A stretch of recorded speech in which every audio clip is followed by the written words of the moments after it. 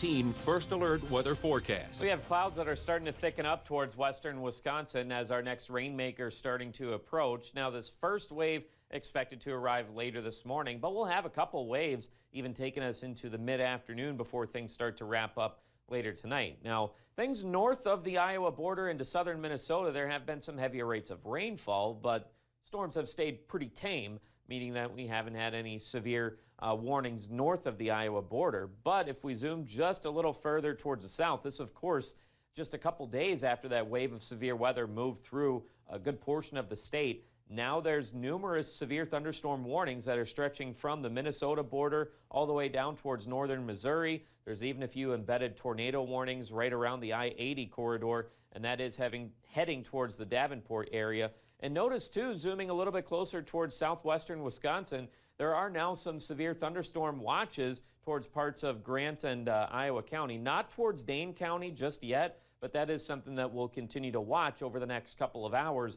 as, again, these storms are moving through northern Iowa right now. That's something to keep in mind if you do have any early plans to head down towards the capital city this morning. Otherwise, temperatures mostly around the 60-degree mark to start us off, 60 degrees on the dot in Eau Claire, 62 in La Crosse, with winds that have a noticeable breeze this morning. A lot of us between 5 to 15 miles per hour. This, again, coming as that low gets a little bit closer. That tightens the pressure gradient, leading to those breezy conditions. Now this morning, that first wave of showers and storms expected to move through and weaken as it does push further towards the northeast. We're not really expecting much in the way of severe weather. A very low-end severe risk towards the southern parts of the viewing area. But again, that first wave moving through between about 8 until 11 and then going into the afternoon.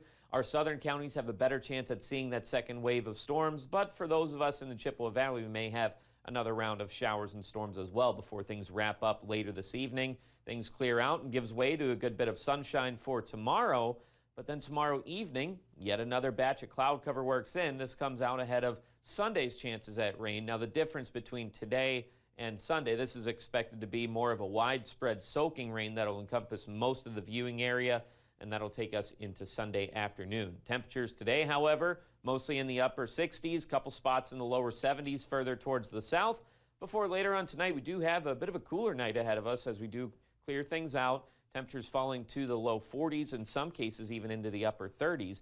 But rebounding to the mid-70s by tomorrow afternoon, and with Sunday's rain, that is going to keep us on the cooler side with low to mid-60s on tap. Monday does warm up back near 70 degrees, also a very slight chance at a few showers, before Tuesday brings a very slim chance at some showers before things ultimately dry out on Wednesday, with highs in the low to mid-70s.